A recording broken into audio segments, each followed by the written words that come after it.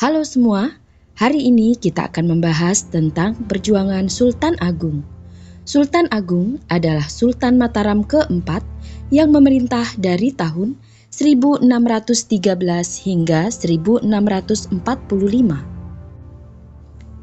Ia adalah seorang panglima perang dan juga seorang sultan yang terampil dalam membangun kekuatan Kesultanan Mataram, sehingga menjadi kekuatan teritorial dan militer yang paling besar. Sultan Agung naik tahta saat berusia 20 tahun menggantikan saudara tirinya, yaitu Pangeran Arya Martapura. Pangeran Arya Martapura adalah Sultan Mataram yang ketiga hanya selama 1 hari. Meskipun demikian, Sultan Agung secara teknis adalah Sultan Mataram keempat. Tetapi ia umumnya dianggap sebagai sultan ketiga. Penobatan saudara tirinya yang memiliki keterbelakangan mental itu hanya untuk memenuhi janji ayahnya kepada Ratu Tulung Ayu, yang adalah ibu dari Pangeran Martapura. Ibu kota Mataram pada era penobatannya masih berada di Kota Gede, yang sekarang ada di sisi tenggara kota Yogyakarta. Pada 1614, pusat pemerintahan dipindah ke Karto atau di Kecamatan Pleret, Bantul saat ini. Pada tahun 1619, VOC berhasil merebut Jayakarta dari Kesultanan Banten dan mengganti namanya menjadi Batavia. Menyadari kekuatan dari maskapai dagang Belanda tersebut, Sultan Agung kemudian mengambil keputusan untuk menguasai Surabaya dan Kesultanan Banten. Setelah Kesultanan Mataram berhasil menguasai Surabaya pada tahun 1625, Banten yang ada di ujung barat Pulau Jawa adalah sasaran berikutnya. Akan tetapi, posisi Batavia yang menjadi penghalang perlu diatasi terlebih dahulu oleh Kesultanan Mataram. Pada tahun 1628, Bupati Tegal yang bernama Kiai Rangga dikirim sebagai utusan dari Kesultanan Mataram ke Batavia untuk menyampaikan tawaran damai dengan syarat-syarat tertentu. Tawaran tersebut ditolak oleh pihak VOC sehingga Sultan Agung memutuskan untuk menyatakan perang. Serangan pertama ke Batavia berlangsung dari 22 Agustus sampai 3 Desember 1628.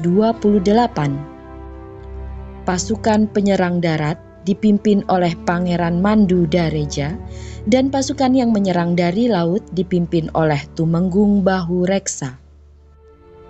Kapal-kapal Kesultanan Mataram terlebih dahulu tiba dan mendaratkan pasukan di luar kota Batavia. Kemudian pasukan darat mulai berdatangan di sisi selatan Batavia sampai jumlah mencapai 10.000 orang. Kekuatan pasukan VOC tidak sampai 800 orang, tetapi mereka berlindung di dalam benteng yang kuat.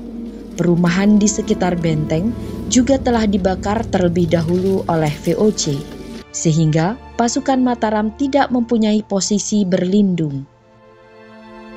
Sayangnya, pasukan Mataram kurang melakukan persiapan untuk melakukan pengepungan jangka panjang. Karenanya, perbekalan yang terus menipis, pasukan Kesultanan Mataram terpaksa mundur. Serangan kedua ke Batavia berlangsung dari Mei sampai September 1629. Sultan Agung menyadari bahwa sangat sulit mengirim perbekalan dari pusat pemerintahan ke Batavia yang jaraknya sekitar 500 km.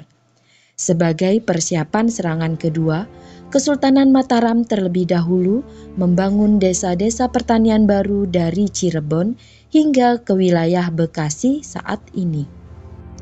Sehingga pasukan Mataram lebih mudah mendapatkan perbekalan di dekat Batavia. Sayangnya terjadi kesalahpahaman antara dua panglima Mataram, yaitu Dipati Ukur dan Adipati Juminah, Dipati Ukur, yang juga adalah Bupati Priangan, kemudian memberontak terhadap Kesultanan Mataram. Pasukan pengintai VOC juga berhasil menyerang dan membakar desa-desa pertanian di jalur logistik Kesultanan Mataram. Pasukan Mataram yang akhirnya tiba di Batavia kembali mengalami masalah perbekalan dan mereka juga terkena kolera yang sedang mewabah di wilayah Batavia.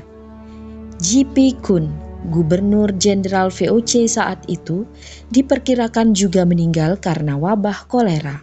Serangan kedua ke Batavia ini kembali gagal. Setelah kegagalan ini, Sultan Agung memutuskan melebarkan kekuasaan ke arah timur hingga mencapai Belambangan di ujung timur Pulau Jawa.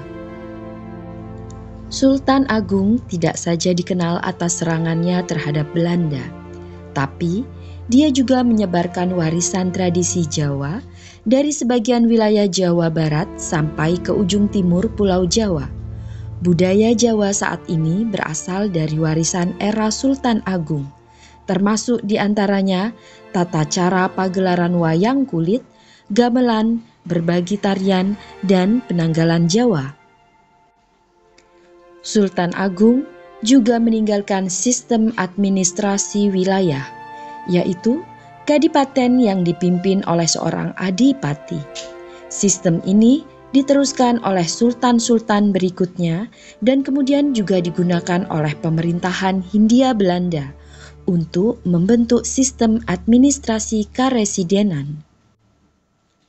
Atas jasa-jasanya sebagai pejuang dan budayawan, Sultan Agung telah ditetapkan menjadi pahlawan nasional Indonesia berdasarkan surat keputusan Presiden pada tahun 1975.